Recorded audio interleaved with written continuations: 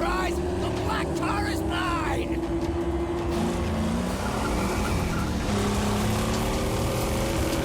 I don't see you! Prize is gone! There now! There now! No, no, no! Stick together! This is one clever fox!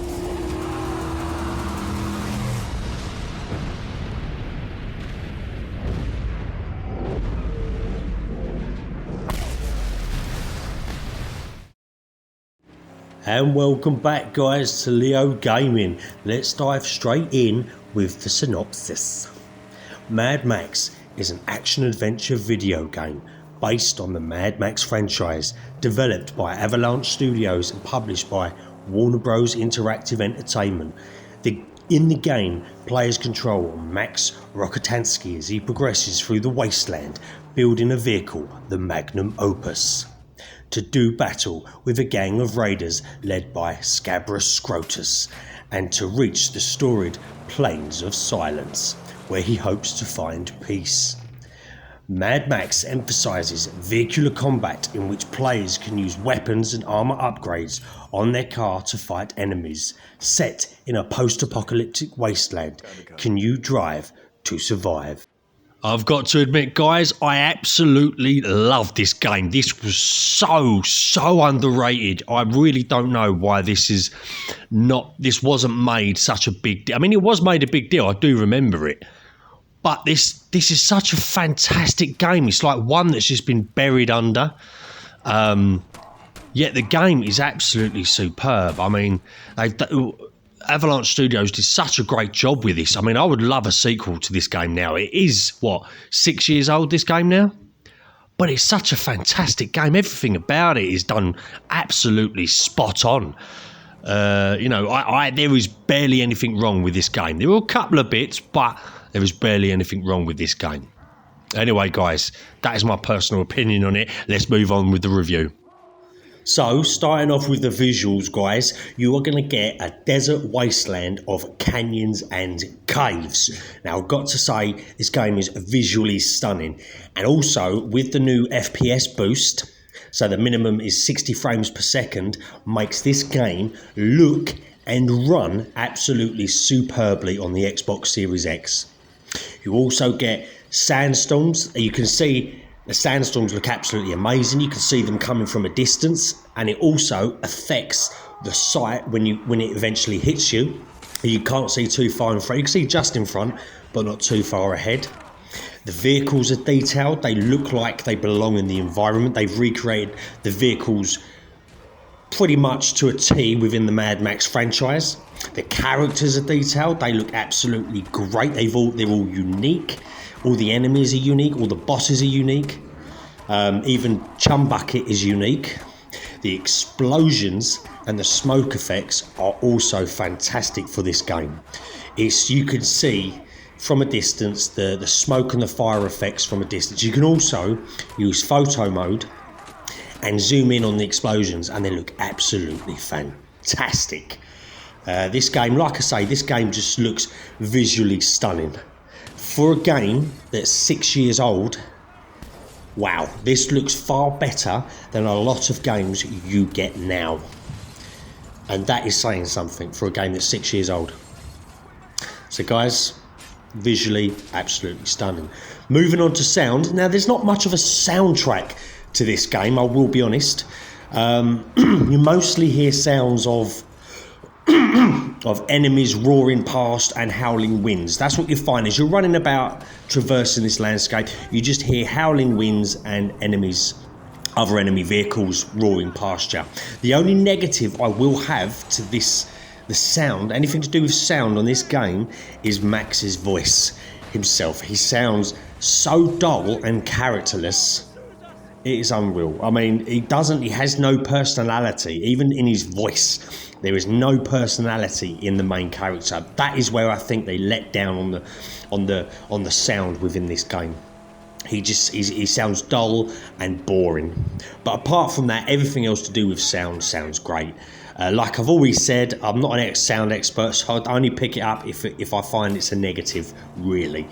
Although, guys, I will liven Max up with this little rap. See Mad Max, it's all about facts. He wants to go to the plains of silence. It's gonna take science and some mechanical trick from his sidekick. That's Chum Bucket. A genius with a screwdriver. Like a football player as a diver. Gonna take this rhyme, spit one more line. Mad Max in a fury, I picked the wrong jury for this game that's never been lame. Time for a rewrite, gonna drink mechanics right. Let's chill and feel. Hear the noise coming from the grills. Max is eating land and he says it's the end of time. Boom! Moving on to mechanics. Now, within this game, you've only got one main story campaign and that's it. Within it, you've got 4 big areas to clear. And you have, in each area, you get strongholds in each area of the map. And you've got complete missions for these strongholds in order to rebuild it and gain some perks. You've also got to lower the control level of each area by completing tasks like pulling down certain towers or clear out enemy camps or destroy convoy routes that run around each area. Now all of this unlocks awards like Griffin Tokens and car parts and perks from each stronghold. Like for example, auto collect scrap when you destroy an enemy car. So as soon as you destroy that enemy car, rather than having to get out of your car to collect the scrap, it'll automatically do it for you. You get little perks like that. The vehicle does come equipped with a harpoon, sniper and your own shotgun. The shotgun you automatically get from the start of the game, but the other 2 you do have to unlock and build, which don't take too long. Within a couple of hours of gameplay you will be able to use them, because the sniper is a very essential part of this game because of the distance you've got and a lot of other snipers you've got around enemy camps. You also use hot air balloon points to pit. Basically, these are like lookout points that you get on Assassin's Creed.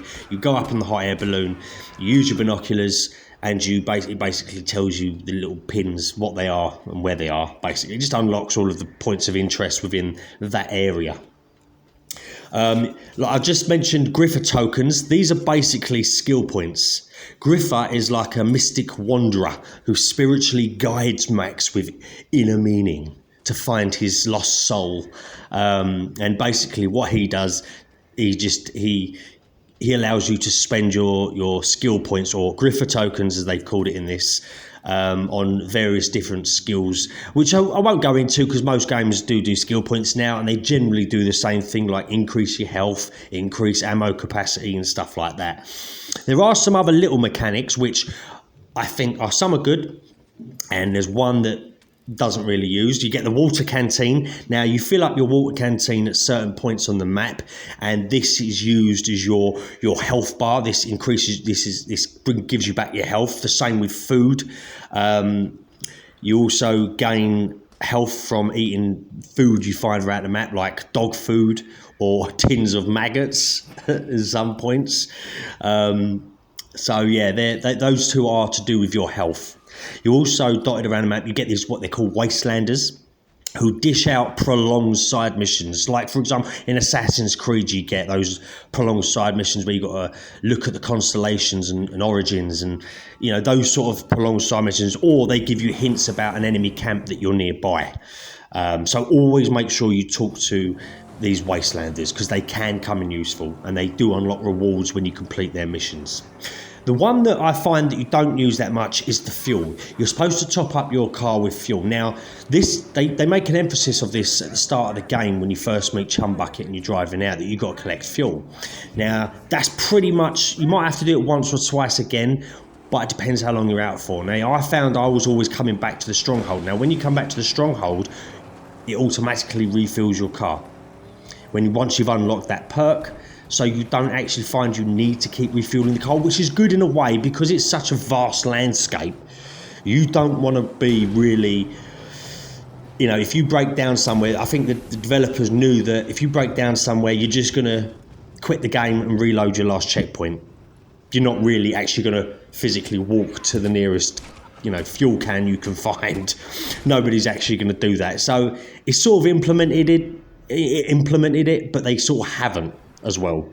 So it's one of those mechanics that's there, but you're not really ever going to use it. In terms of gameplay, The combat is similar, I would say, to the Batman Arkham series. All they've done is they've slowed it down to match the realism of the environment. You've got your block and counter buttons. You've got the combo of punches, and you also get little special moves like a suplex when you're during Max's Fury, when you build up his Fury bar. The combat feels weighty and it sounds awesome. It's got a good sort of smack and slap sound combined, and it feels very meaty and it feels good. I really like the combat. Some people might not. I absolutely love the combat. I just think it feels good to me. During the vehicle combat, you can shoot or harpoon most body parts of enemy vehicles. It's extremely satisfying shooting an enemy fuel tank and bang, it goes. It has that slow-mo effect as well, so it looks absolutely fantastic, especially for photo mode if you want to use that. It's got such a satisfying feeling to it. Now, it does take a little bit of time to get used to performing all of this while driving, but once you've mastered it, it's absolutely brilliant. Now, in terms of character control, it's very easy. I think they've aimed for more of a realistic movement than an arcadey feel. It's got a sort of movement similar to GTA 4. It's a bit slower in the overall movement, but it's very, very easy, and I do like this movement style. The vehicle control is good. Feels a little bit oversensitive at first in terms of turning. I mean, when you first get into a vehicle towards the start, I pushed the analog stick a little bit and it swerved. It's a little bit oversensitive to start with, but you do get used to it. And also, don't expect this game to be a stealth game, because it isn't, and it doesn't try to be a stealth game. This is more about action and vehicle combat and, you know, face-to-face combat. There's no stealth in this at all, so don't expect like an Assassin's Creed stealth game, because it ain't that. In terms of the vehicle, you do get a lot of customization, you know, with things from rams to spikes and various other armor parts, using scrap that you've collected from the map. It's not Need for Speed customization, the old Need for Speed, but it does well for the game style. You do have a lot of options, including a few paint jobs. You start off with a rusted look, but then it does unlock some other paint jobs if you want. And I think, guys, I have covered most of the basics of the game. There is a hell of a lot more, but I'm just sort of covering the basics of this game mainly. Like I say, there is a lot more that I haven't covered, but I'm pretty sure I've got most of the basics covered for you to make a good judgment on this game. There are a couple of negatives. It is a bit too quick to upgrade Max to full whack. I've done it by halfway through the game. He was full maxed out capacity in terms of his skill points and stuff like that.